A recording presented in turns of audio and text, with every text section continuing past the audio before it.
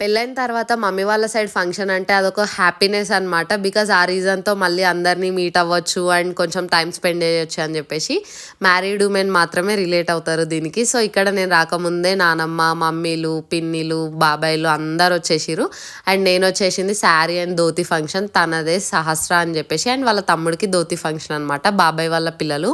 And ఈ కాలంలో కొన్ని ఇయర్స్ కలిసి ఉండడమే చాలా కష్టమైపోయింది.